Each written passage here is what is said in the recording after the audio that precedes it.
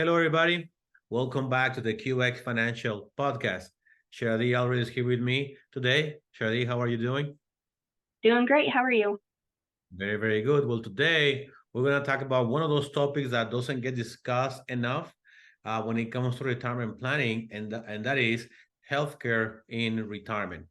That is such an important thing to talk about here in the US because we don't have universal healthcare. Therefore, you are responsible for your own healthcare, right? We're going to talk about Medicare, how people perceive Medicare, but it's important that as part of your retirement plan, you also set money aside to cover medical expenses. What kind of those medical expenses are, how much that could potentially cost, we're going to talk about that. But one of the advantages of our health insurance system here in the United States is that we have something called Medicare. It's a federal run program alongside with states that is designed to protect seniors, people over 65, and provide them with some general health care needs. So we're going to describe how that works, some of the plus, some of the minuses, so you are at least informed of the basics of how the program works. So Medicare has a lot of components, we call them parts. So Sharadi, why don't you talk to us a little bit about some of the parts that Medicare has, what it's all about? Sure. So something to remember about Medicare is it was designed for those who couldn't afford to pay for their own medical expenses by the time they reach retirement, and it was also kind of conceptualized during a time when we weren't really living as long as we are now. So of course that's where we're kind of coming into some trouble. However, we do. I mean, it's constantly evolving and developing, and we do have several parts. So let's go ahead and jump into some of those parts.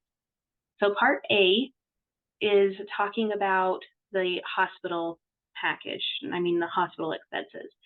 So the things that it does cover: hospital stays, skilled care, and hospice. So you're entitled to Part A when you reach age 65, and you're generally automatically enrolled.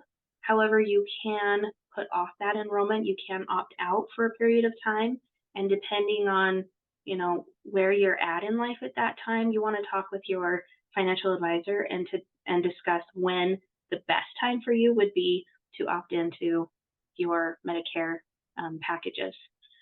So with this Part A, with hospital care and skilled care, one of the downsides to that is that because it is a federal program, they get to tell you which hospitals and which areas you can choose from. So you don't necessarily get a choice as far as that goes.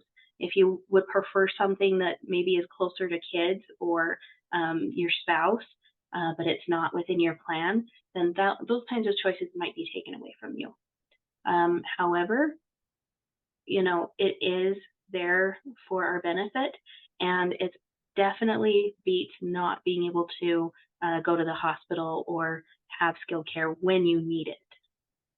For sure. So Part B talks about or it handles your medical needs. So this covers doctors and lab tests. The things it doesn't cover are podiatry, vision, dental, and hearing. There may be some others out there, but those are just a few of the things that it doesn't cover. So you want to be really involved with and very knowledgeable with the things that it's going to cover and the things that it doesn't cover.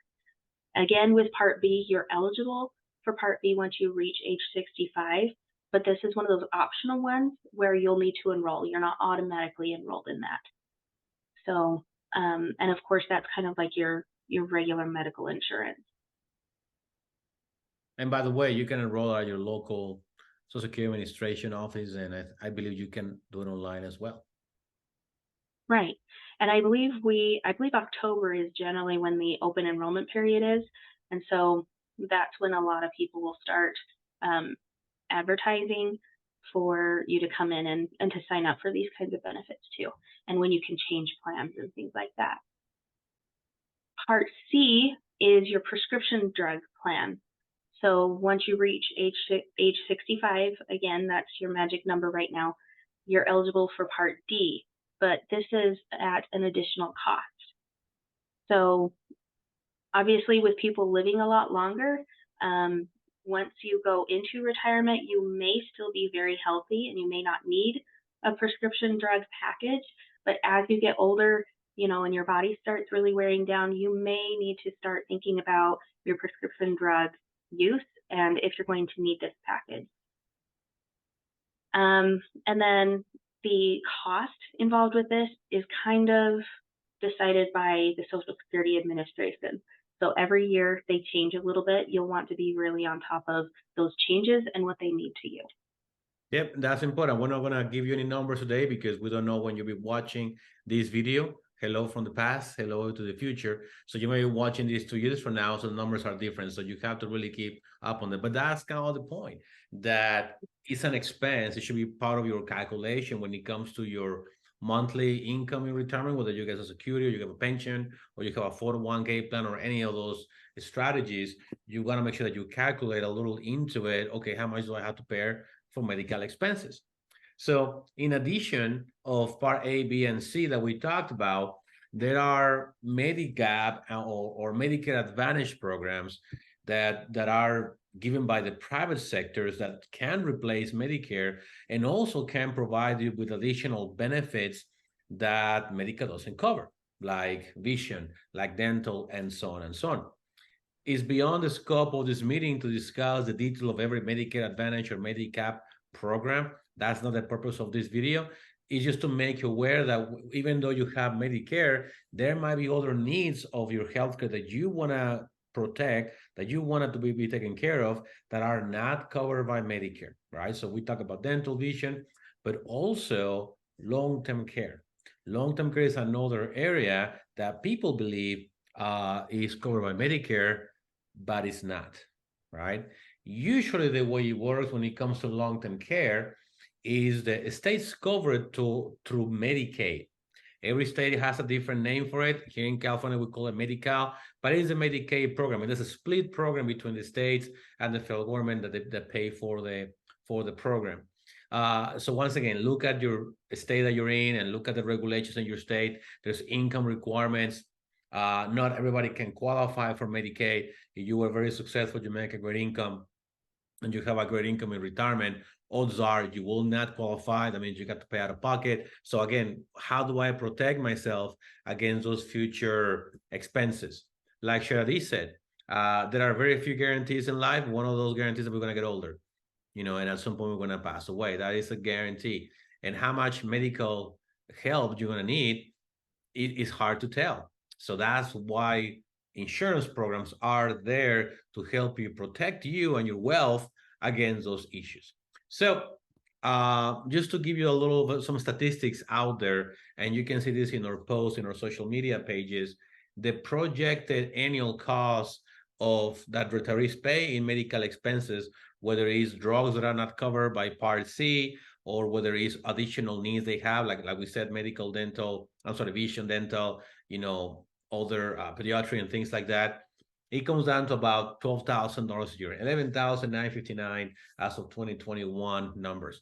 That's the average, right? Medical expense cost for a retiree in the United States. Could be more, could be less. So we're talking about $1,000 a month that had to be planned to service and to fund those expenses.